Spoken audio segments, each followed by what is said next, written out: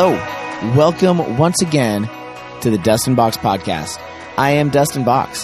Hey, I want to give a huge shout out and a big thank you to all you listeners around the world. We have people, I think almost on every continent now listening. I don't think we have anybody in China yet, but hey, it's super fun. It's super exciting to see that. Listen, if you're listening from around the world, hit me up on Twitter, Dustin Box. It's super easy. Hit me up. I'd love to hear from you. Let's chat. Let's connect. You can also get a hold of me on Instagram, Dustin and Savannah on Instagram. Or you can go to my personal Instagram, DustinBox_BJJ, and that's for Brazilian Jiu-Jitsu, which is another huge passion of mine. So I'm actually working on a super fun guest in that world. It's going to be awesome. Stay tuned for that. But anyhow, thank you guys. Love seeing the support from around the world. All right, listen, today's guest is Eric Lucan. He's actually a local Novato, born and raised here from this town. He's traveled, he's been around the world to different places, but he's currently a marketing executive. He sits on our city council, has had a term as mayor.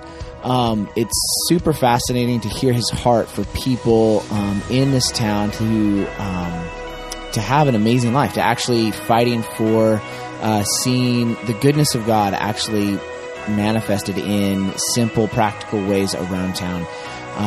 Obviously in a non-religious way. It's super fascinating. If you're not a believer and you're listening to this podcast, our heart is the same. Our heart is to see people have a good life, to have a successful life, to have healthy marriages, to have healthy parents, healthy school systems. We're fighting for the same thing. So listen, hopefully you can get a lot out of this podcast, that you enjoy it. It's going to be awesome. So let us jump in right now. Here we go.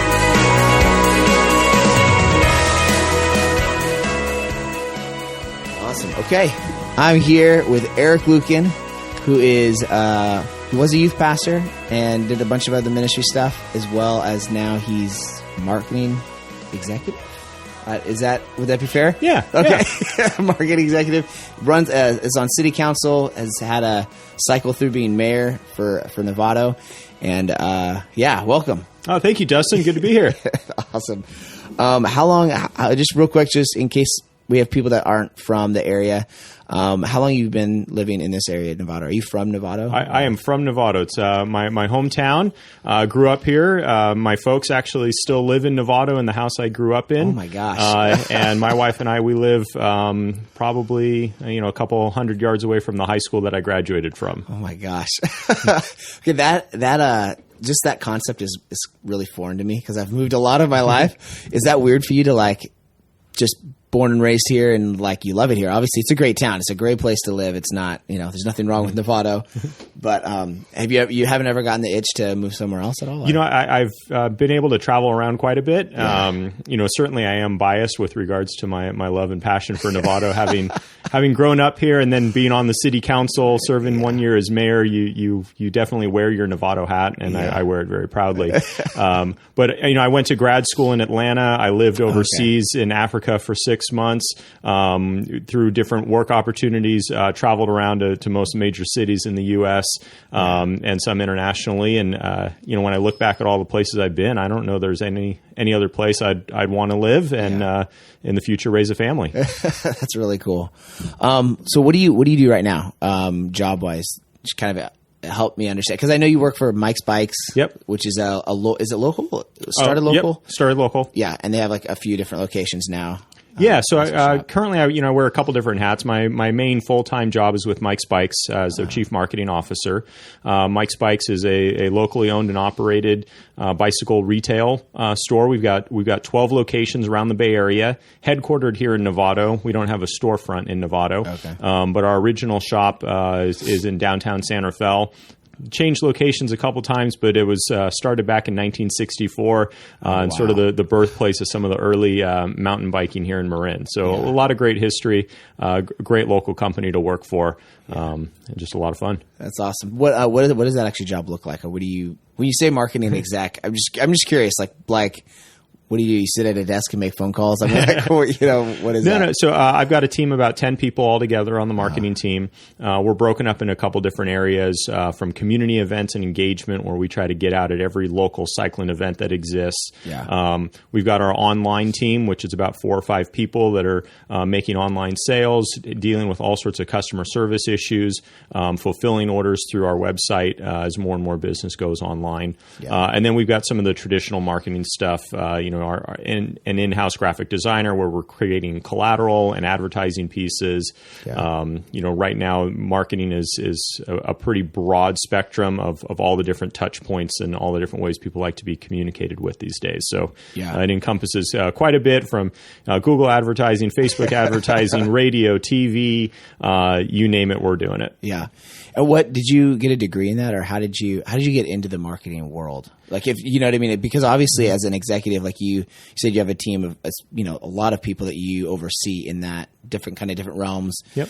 And obviously you didn't just start there. No.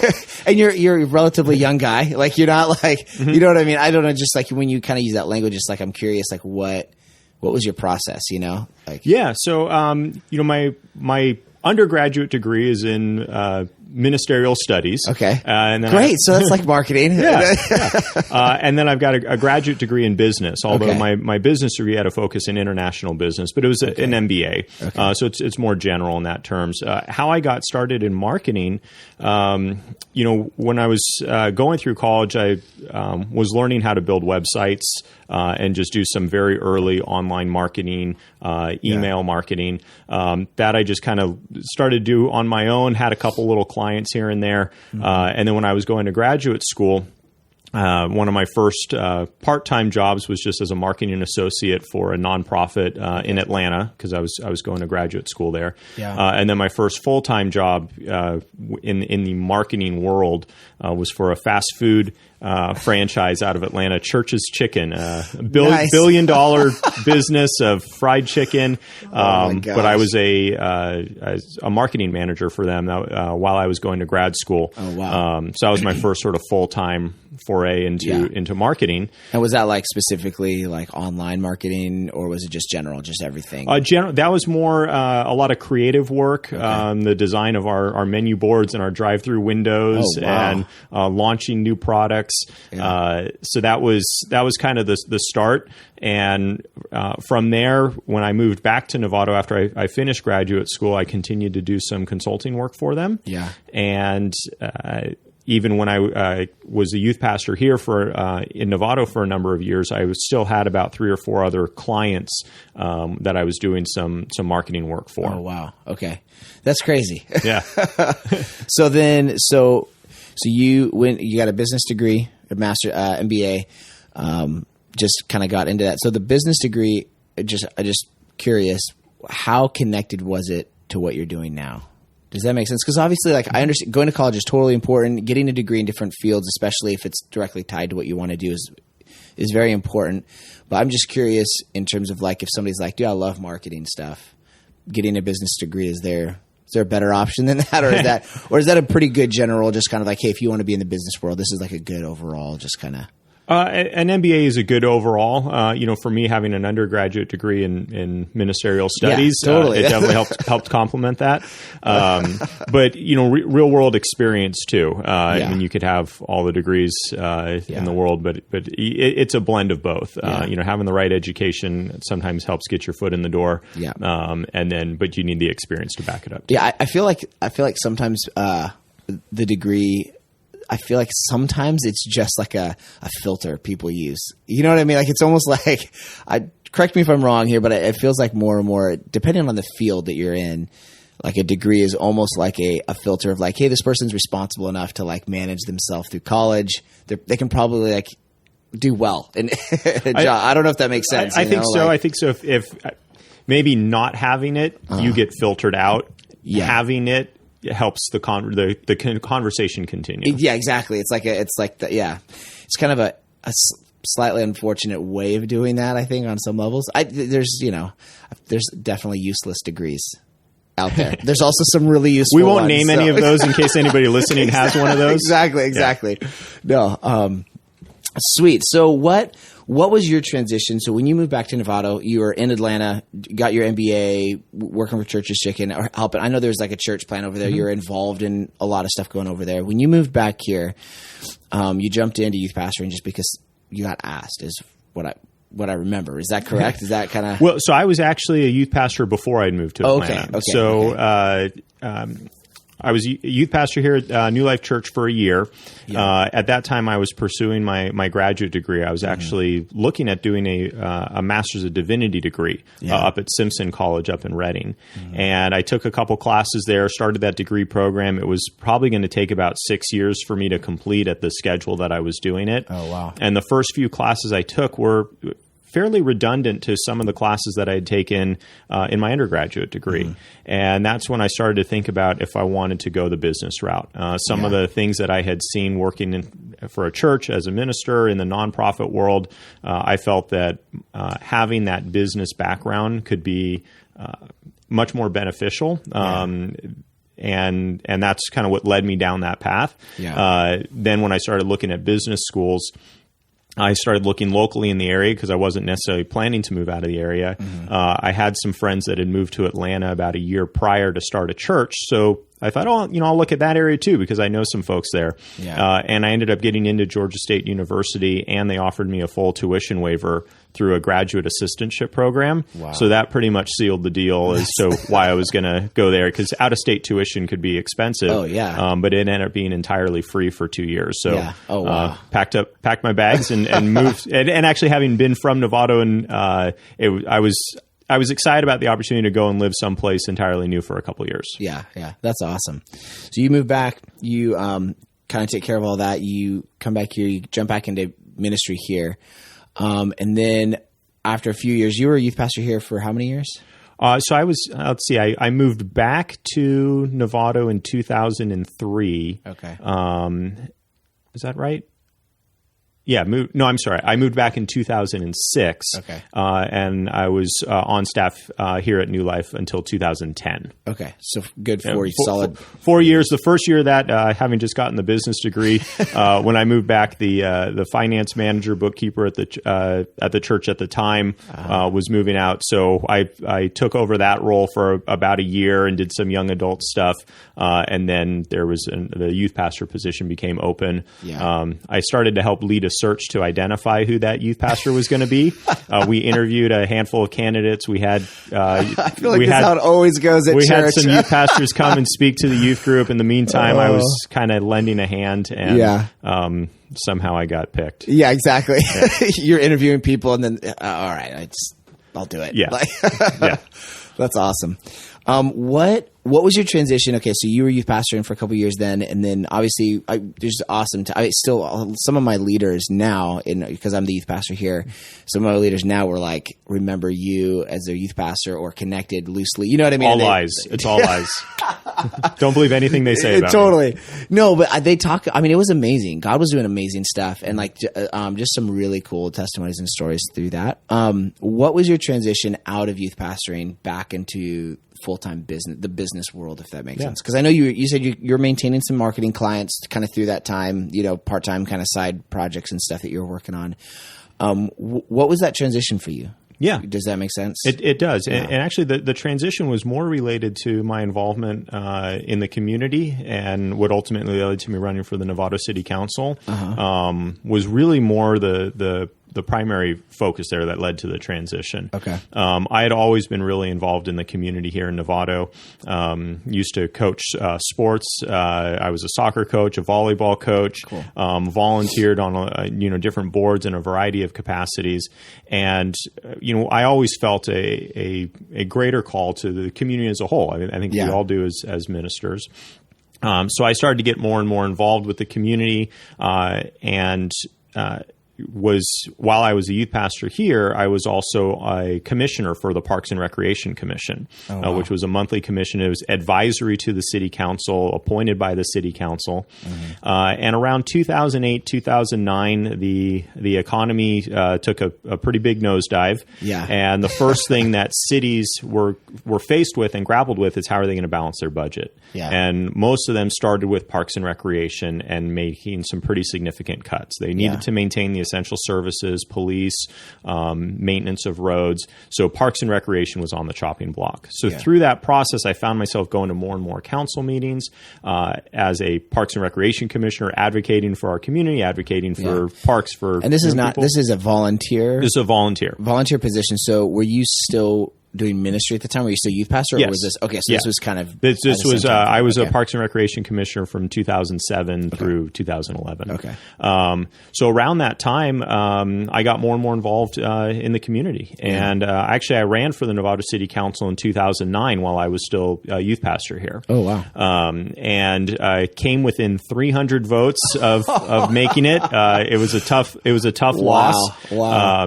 But that whole process, I didn't take it as a loss. I took it as, boy, look how close I was able to make it, and knew that was something I wanted to do. And also that got me thinking about what would a city council position and a youth pastor position at the same time look like. As a youth pastor, most of the work that you're doing is in the evenings because kids are in school during the day and on the weekends. And those are almost the exact same hours of a council member because it's mostly evening work. So I knew the two weren't going to jive too well with each other if that was the route I was going. At the same time, I also wanted to get a little more back involved in the business community. But for me, I never viewed it as a transition from ministry to business and then back to ministry or anything. I think we are all called to be ministers wherever we are, in every place.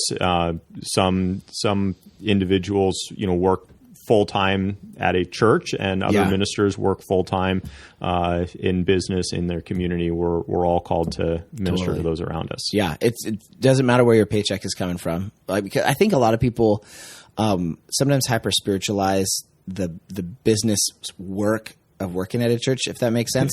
I've been there. It's just administration. It's just business management, administration, most of your job, like during the daytime in terms of like emails and running teams or that sort of stuff. And there's a lot of similarities in that. Now, obviously, if it's what you want to do, it's fulfilling because of that. But I like what you're saying, where it's like, there's not like a transition. It's not like I left ministry to then go do this other thing. It's just the process of your life. Your paycheck happened to be coming from a church because you're doing a function there, and you're in leadership and running stuff and doing things, and then continuing that path. So when you kind of recognize, okay, so this isn't going to be compatible, you just started looking for work that was in a field that you were passionate about or that you had experience in. Like, what was? I think I was a little more selective. It was a tough job market during that time. My wife was working in the city, so I was starting to look at some opportunities in the city. It would give us I'd prefer not to have to commute, but that's where the jobs were at the time, and ended up going to work as a marketing analyst and then marketing director for a hotel and restaurant company in the city, and did that for 4 years before the opportunity with Mike's Bikes opened up. Yeah, which Mike's, obviously, that's awesome. Yeah. That's so great. But awesome. A couple questions. What do you think in terms of, because you've obviously been involved with church stuff. I mean, obviously you're kind of your whole life a little bit, but in different capacities, been in the business world. What would you say for if somebody's listening that is involved in ministry, what's something that like some advice you can give for people that are either wanting to get into that and get into vocational ministry? So I'll also use vocational ministry in terms of working at a church. Or just are serving and stuff that like sometimes the dilemma of, hey, I wanted to do this spiritual kind of job and now I'm at a desk working. Like, you know what I mean? Can you kind of like maybe give some advice of your own pieces that you've kind of learned through the process that you've gone through, Yeah, I think part of it goes back to what I mentioned earlier is that, and you touch on it, is it doesn't really matter where your paycheck comes from. That we're all called to be ministers, and it wouldn't make sense for everybody to be working at the church. One, we couldn't afford it, but at the same time, it could become a little too insular, and there's a reason why anybody out there is listening that you're in the role where you are, and instead of looking for the grass is greener somewhere else, what can you do where you are in the exact environment you are now to make an impact, to make an impact to those around you. I think sometimes we might be looking to go somewhere else or do something else, and we ignore the surroundings and the environment where we're currently placed. Dang. So. No, that's really good. So like in wherever somebody's obviously currently at or where they're involved in currently, there's a responsibility to take what God's done in their life and kind of spread it around in the sense of, sometimes I feel like people get, when they think of ministry, they bring it down to like just like a couple things, like preaching, having somebody give their heart to Jesus, maybe praying for healing or something like that, just a couple things like that. But obviously, from my perspective, if God's completely changed my life and he has a heart to see all of creation redeemed, there's a sense of like, hey, there's a way to run a business that is ethical and moral, that's still successful and blessed and blessing the community and blessing you know what I mean? Yep. The city, there's a way to run city council in a way that everyone in the city actually experiences God's favor and blessing, if that makes sense, not in a weird way. I don't know. Does that make sense? I mean, like, absolutely. You just look at it, even your basic work environment. Yeah. If you manage people or manage a team, are you creating an environment that is a positive environment where people want to go, where people are growing just in their career, and it's a positive place to be, and they enjoy their jobs, and that's important. Yeah. Absolutely. Yeah. What has been some challenges kind of going into city council? So you ran that first time you lost, and then you ran again a couple years later, I'm assuming. Yep. What was how long later did you run, and then kind of what was that process to?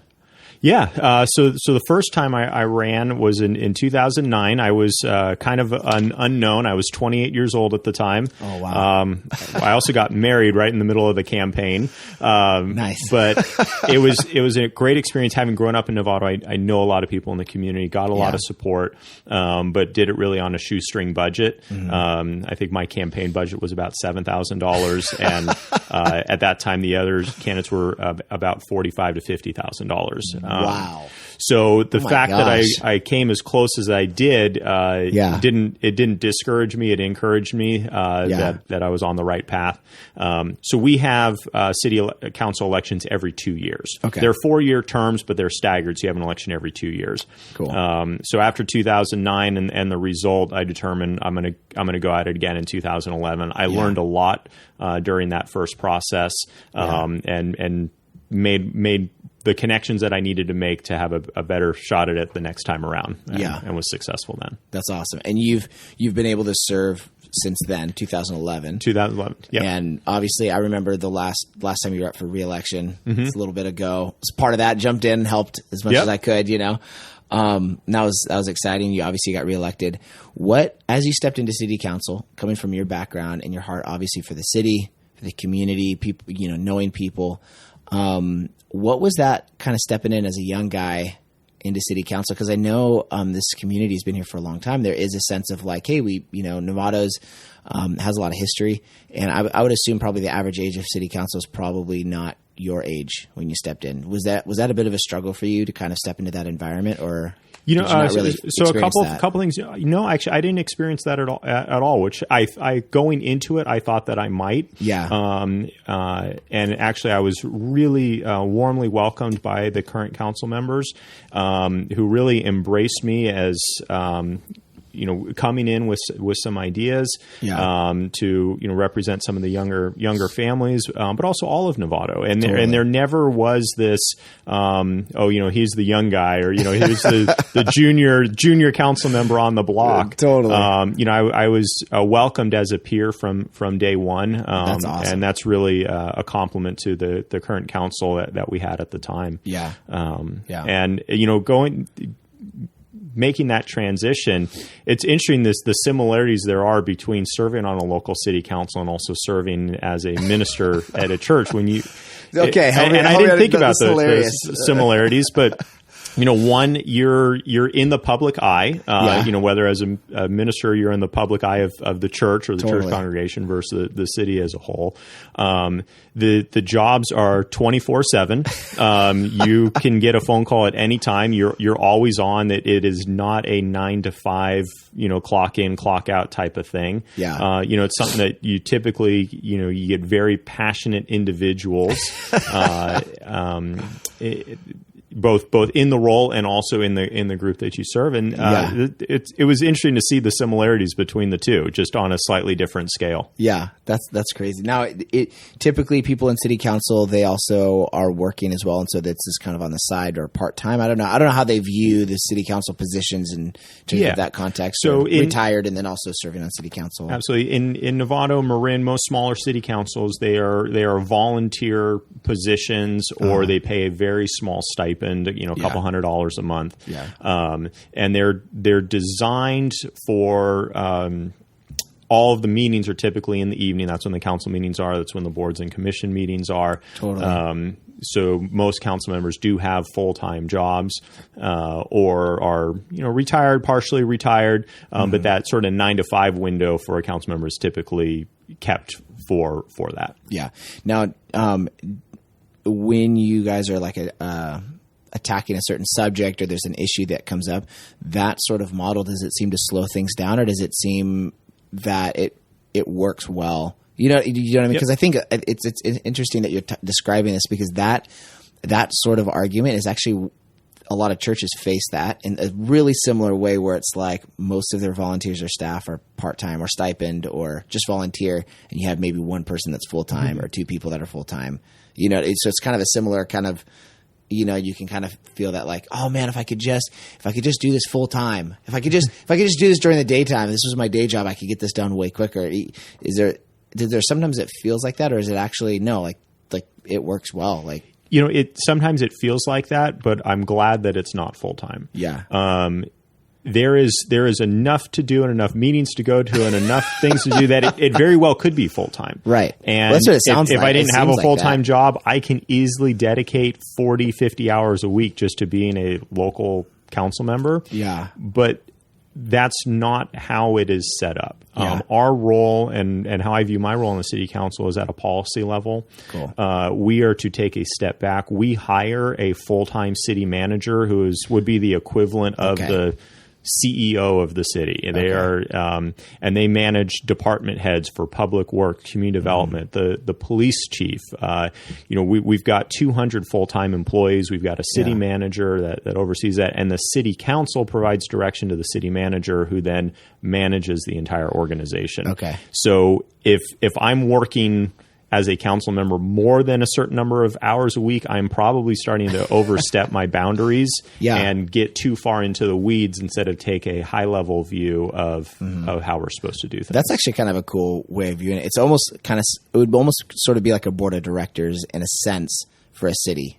Absolutely. That's exactly what the council and how the council operates. And if you start getting too far into the weeds, then you have members of the organization that are looking at you kind of wondering, I'm not an expert in public works. I'm not an expert in plan reviews, and I don't need to be involved in those areas. Yeah.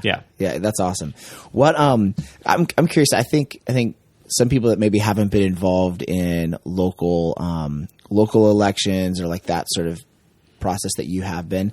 When you throw out a number like, hey, a typical campaign is going to run around $40,000-$50,000. Your first one was $7,000. Your budget or whatever. I'm curious, like as an outsider, what's that for? Like, what does that budget cover? Is that okay? Can I ask that? Absolutely.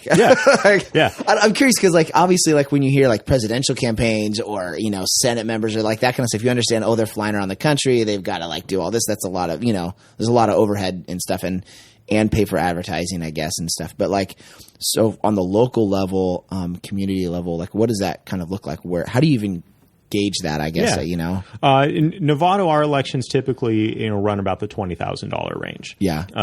And we have some limits that any one individual can't contribute more than $400 to one person's campaign. I think it's That's great. a good rule to have, because the last thing you want is for more or less a volunteer position having lots and lots of dollars dumped into a local city council. I don't think it's necessary. So we do that to level things out a little bit. Yeah. Usually what the money is going towards is direct mail. You look at who are your registered voters in Novato. If you're a newcomer or running for re-election, you want to be able to get out, one or two mail pieces to the registered voters, let them know who you are, why you're running for re-election. And then, placing signs around town, lawn signs, the larger signs. Totally. Those have some costs associated with them. There is a cost, I want to say it's about $800 or $900 just to get your candidate statement in the ballot. If you want to put it in English and Spanish. So that usually runs about $800 or $900. So when you add all that stuff up, a couple direct mail pieces, some signs, and the actual ballot statement, that's typically what you're looking at. That's wild. Like, you just don't, I think when you're not involved in that stuff, you just don't even think about costs or the process, What do you feel like is a difference? Because I feel like when you're running for city council, it would be similar to kind of that style. It would be similar to marketing for someone else, or maybe if somebody's in the church and they have an event that they want to get out to the community. If you're a local business and you're wanting to get like an event or a sale or a new product, it feels really similar. Like, absolutely, it's all marketing. Like, it's not like I think as I was a kid, I heard terms like marketing, or I heard advertising and things like that. And you would get a picture that you'd see on a movie somewhere of some sort of like sleazy, manipulative sort of like character, trying to like convince people to buy this product that's really bad for them. And that's not what it is at all. Obviously, I'm sure there's probably people out there that are like that, but the majority of it is really it's like this step between a quality product or event and the people that are going to be interested in it. I feel like, and that like translates to almost any realm that you happen to be in. What have you found is successful in that, and what works? Yeah, going through, wearing that marketing hat and then going through the campaign, there's a tremendous amount of similarities. The tough part is that you're not marketing a product or a widget or a service. You're marketing yourself, and it is really weird to do. Yeah. Have you felt like that sort of weird disconnect? Like, hey, look at me, I'm awesome. I'm not good at that, nor do I want to be good at that. You don't strike me as that kind of a person. So I think what I tried to communicate is not so much a person or a personality, but my vision and my passion for Novato. Yeah. And the fact that we live in an incredible community. It's expensive to live here, and I think a lot of people, and it's frustrating. That's one of the issues that I'm dealing with as a council member. Yeah. But there's also a reason why, and why people choose to live here. Yeah. Because it is such a great community. And where we're going as a community, where we want to be going as a community, what we want Novato to be 10, 15, 20, 30 years from now. Yeah. Those are some of the things that I try to communicate and market that, as opposed to me as an individual. Totally. And what, so then in that same kind of context, I'm just curious, like what is right now in the current kind of society, economic, whatever, like just where we're at, what methods are you finding more successful with communicating with people, whether it's in the ad sort of like you're like as a city council member, or like Mike's Bikes sort of stuff, or some of the, because it's changed in 10 years, it's changed dramatically. Where obviously the trend is social media. That's an obvious question, but actually what is most successful? Like, what do you find the most like engagement with, Yeah, a lot of it depends on what it is that you are marketing. If it's a product or a service, on the product side, your customers have to be able to find you online. Yeah. And if they're looking for a particular product, we have a lot of success with Google shopping campaigns because it's very product specific. Oh, yeah. A lot of folks are doing things on social these days. It's harder to directly monetize that and make that connection. But all those areas are important. The philosophy that I look at is you need to be everywhere. But you also have to be very careful. What is your return on ad spend in each of those different categories? Yeah. Because I see a lot of marketers that are just throw stuff out there, but maybe don't have a good grasp on whether or not they're getting a return for it, and not properly utilizing the different channels that they're on. Is there, how do you even monitor that? You know what I mean? Because it feels like, especially for me, that he doesn't really have, I don't have a ton of experience in marketing stuff. It feels like you're just kind of throwing money into the wind, hoping it lands somewhere, like how do you gauge that? When you're selling something directly online, it's a lot easier because you can put a certain amount of budget behind campaigns in social or just, general online digital marketing. And you can actually see the click-throughs. Right. So if somebody clicked on an ad, or maybe didn't even click on an ad, but if somebody saw an ad, and then if they completed a purchase at the end, and you can attribute that spend back to what it is that they bought. Perfect. That works very well. When you have both online and brick and mortar retail, it becomes a little more tricky. Yeah. Because in our business, a lot of folks we know are starting to shop online, but with bikes they want to touch them, feel them, and ride them before they make that purchase. Yeah, totally. So we know that they're seeing them online, and now they come to the store to complete that purchase. How do you attribute that in-store purchase back to what they saw online? That's where it gets a little more difficult. Well, I find with, obviously I do a lot of music stuff, and instruments are really similar to that, because you can buy two, especially acoustic guitars, like acoustic instruments, like you can have two instruments, the exact same model, same brand, same strings, everything, and they'll feel and sound different just because of when somebody's crafting it themselves. There's like these finishing touches. The wood might have dried slightly different, and it affects the tone, And so, you describing that with bikes is like totally similar, like how I shop for gear most of the time. Is I'll look online, I'll see products different places, and then I'll usually find somewhere local to go and either like try it out and purchase it if I can. You know what I mean? Or there's some things that I still order online just for convenience, like little things here and there.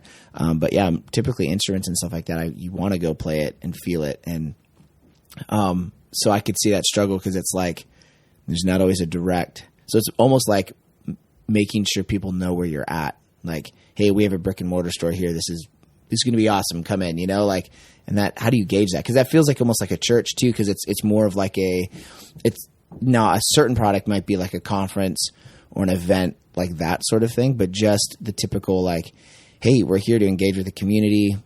Like, I don't know. Does that make sense? We're here to like love on people and connect with people here. Yeah, absolutely. So your question about how does a church market better to the community? Yeah, I guess. Okay. So like if somebody's serving at a church somewhere, or has, because there's a lot of ministries that aren't necessarily just churches themselves, like how do they gauge that?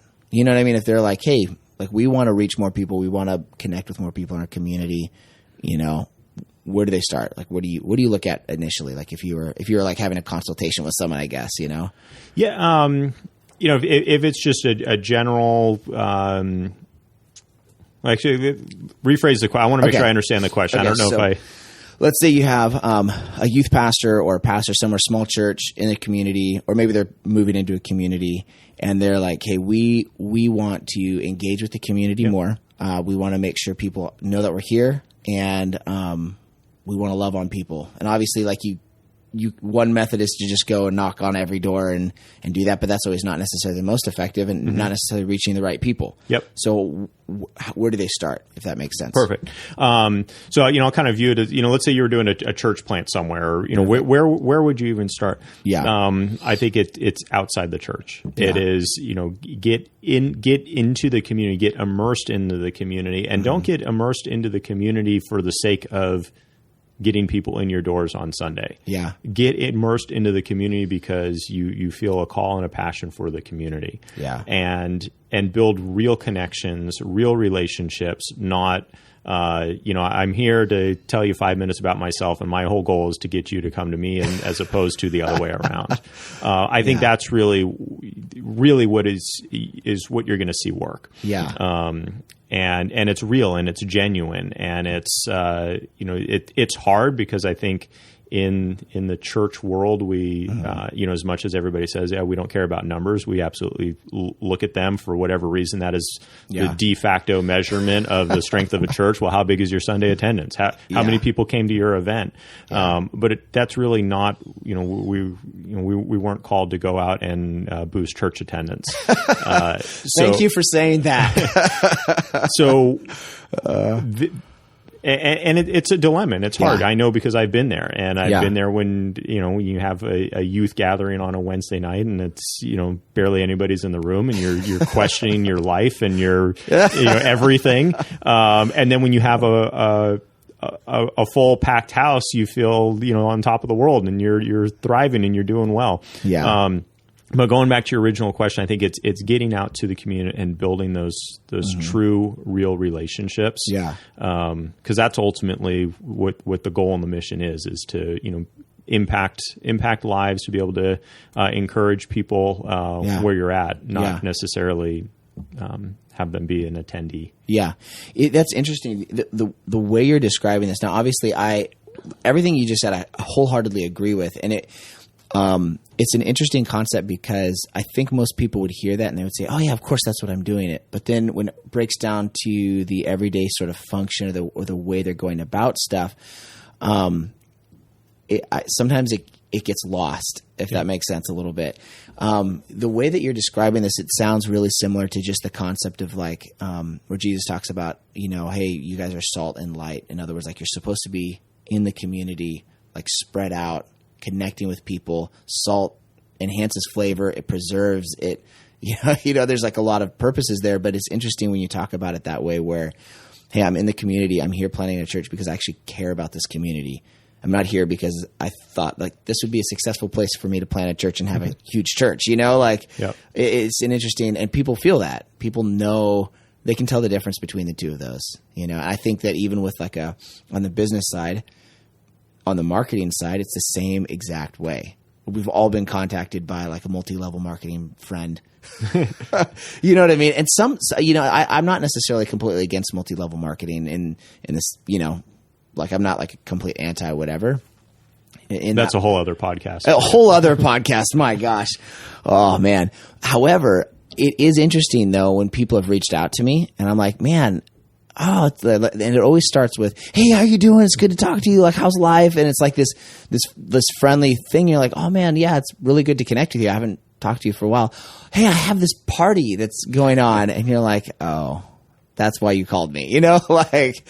It's always a little bit of a letdown. It's interesting how doesn't matter what realm you're in, people can tell that sort of disingenuous. I don't know if that's the right word there, but that's kind of what you're describing. Yeah, I think so. And I'm not saying you're not smart about how, as a church or a minister, you're presenting yourself to the community. I think when I was a youth pastor, I was one of the biggest promoters for when we had our Wednesday night gatherings, or we had our camps, all of those things. So, not to discount that stuff, but it's you need the both. And if you're just promoting and shouting out from inside the four walls of a church, come here, come inside, come see what's going on. But you're not out in the community. I don't know how far that message is going to go. And that's good, because if you go into a business realm, if you have a product you believe in, that's a quality product that you want, that, hey, people with bikes, they're going to want this thing. You have no problem advertising. You have no problem shouting that from the rooftops. We have the best bikes in town. Literally don't go anywhere else. This is the best.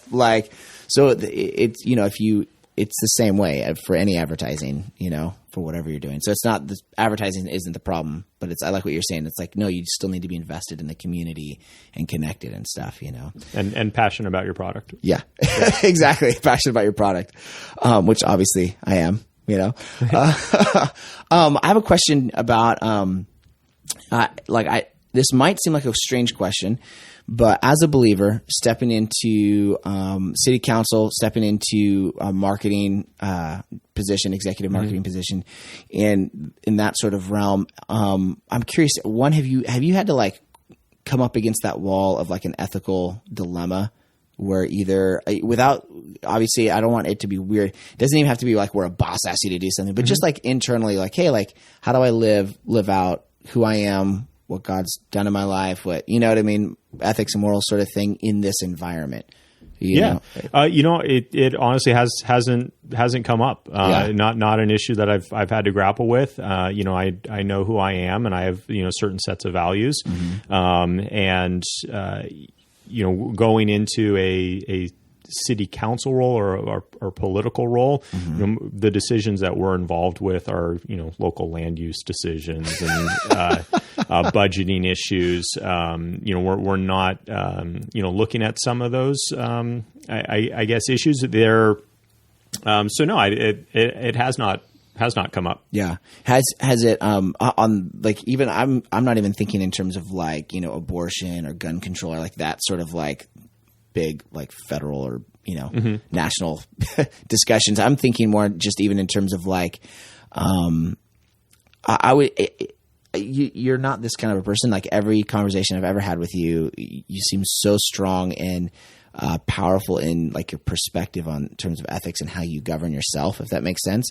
So I don't see like it would be a conflict, but just in terms of like where you've had to like, you just notice stuff. It's like, oh no, this is what we're going to do. And it's like, just like little decisions, a lot of times like ethics kind of come up, like there's ways to do things that maybe not are kind of cutting the corner here, questionable. I don't know if that makes sense. Like, yeah, there certainly is in both, I guess, in business and in city council and personal things, doing your own taxes. I mean, there's totally, a lot of ways that people can cut corners. It's something that I try to hold a higher standard. Earlier in the podcast, we were talking about some of the similarities between being a council member to being a minister in a local church. Yeah. Well, one of which is you're held to a higher standard. Yeah. When you're in either of those environments, or even when you're, a manager in business, there's an expectation that you are to be held to a higher standard. Yeah. And I think that's important. And I don't think that holding yourself to a higher standard is just something that comes with position. I think usually folks that end up in those positions are the individuals that held themselves to the higher standard, and that's maybe how they got elevated to those positions. So it's, for me, it's just something I try to follow through in life in general, whatever environment I'm in. Yeah. It's important to me. It's important to be true to myself and, ultimately the model that I want to set for others. Mm-hmm. You're pretty, I've never seen you like necessarily like, let me rephrase this. You don't hide the fact that you're a Christian and that you were a youth pastor, any of that stuff. And you're in an environment in Marin County, Novato, where it's not the Bible Belt, being real, but it's also like, I've never really felt like this anti-God sort of thing. I know there's probably individuals that, feel that way, and that's totally okay. That's great with them. Have you run into that kind of conflict where it's like hey, like you're from the city and you care about the city, but because we disagree here, sorry. Like, have you run into that, or has it been more like, hey, man, like, no, you can believe what you believe, I believe what I believe, and like we're here to see the city do great. You know, one of the great things about Novato and about Marin is that we are very opening and welcoming as a community. Yeah. No matter what an individual's belief or inclusion is a core value of our city, of our county, of our school districts, and that's something that I am really excited about and I'm proud of. That regardless of what an individual's belief happens to be. Yeah. I think one of the things that's I try to exemplify in the community is there is a view of an evangelical Christian, and what their mindset or philosophy is, and really try to change that perception, in interactions that I have, and most of the times that's not through words or through lectures or trying to defend myself, but just being real and letting people see who I am, and maybe that changes a perception of maybe what they had of a Christian. Totally.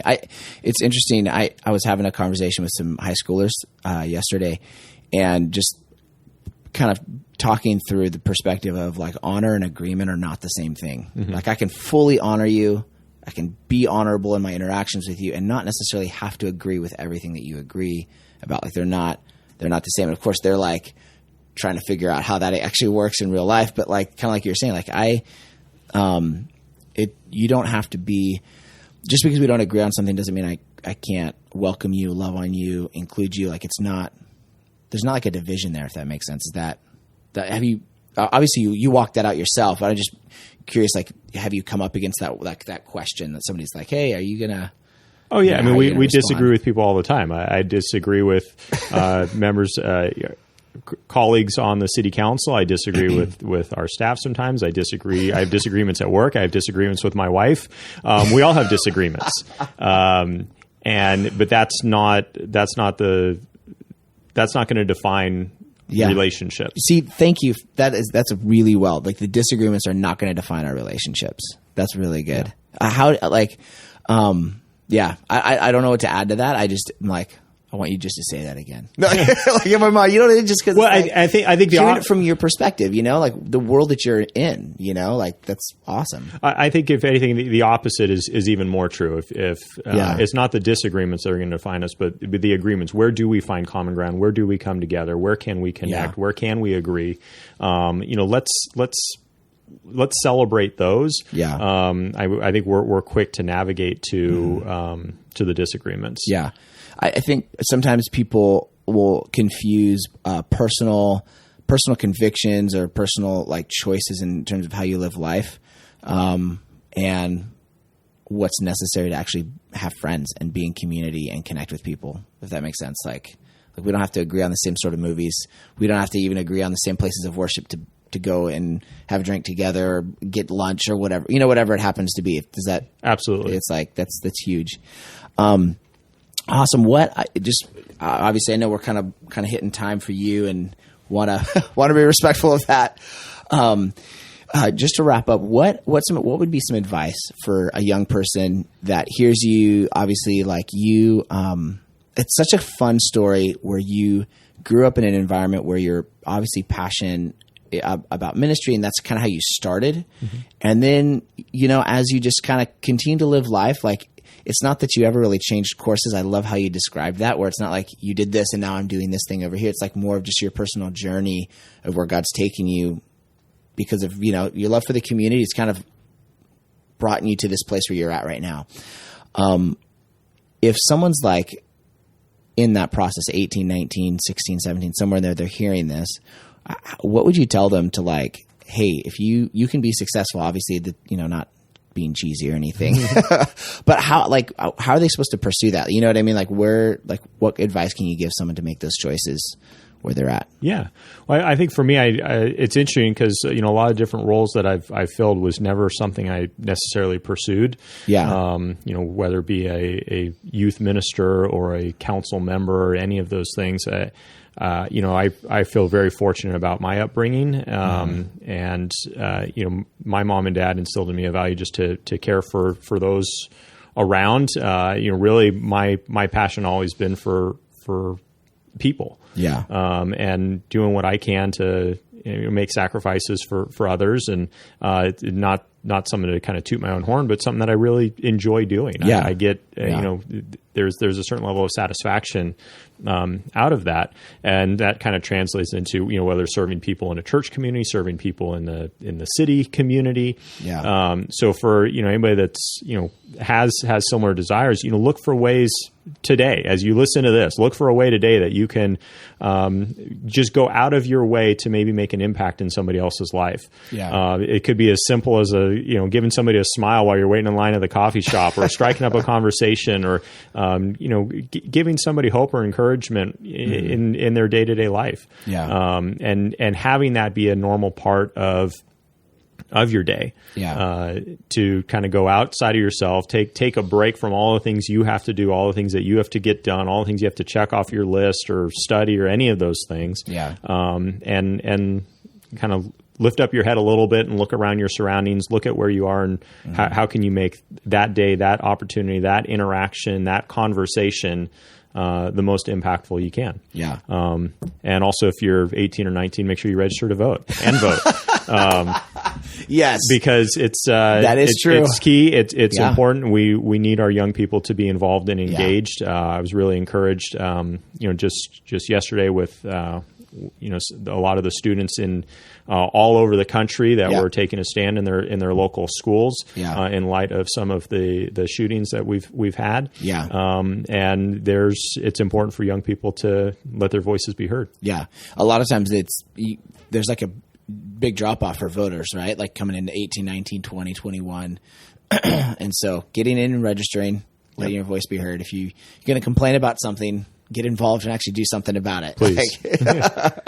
That's awesome. Thanks, Eric, so much. I really appreciate you taking time to meet and absolutely glad to be a guest, and thank you for having me. If real quick, if anybody wants to get in touch with you, whether Mike's Bikes, there's that going on, and then also city council stuff. If they hear this and they're like, hey, they have questions for you, or how can they reach out to you? Where are you at? Like Facebook, so I still have my website set up, ericlucan.com. Awesome. ERICLUCAN.com. On there you'll find email, phone, Facebook, Twitter, all that stuff. You can connect with me there. Cool. So if there's something that they want done in the city, they should contact you. Please do. I was being sarcastic, but all right. No. That's anytime. That's awesome. I really appreciate it. Thank you so much. All right. Thank you.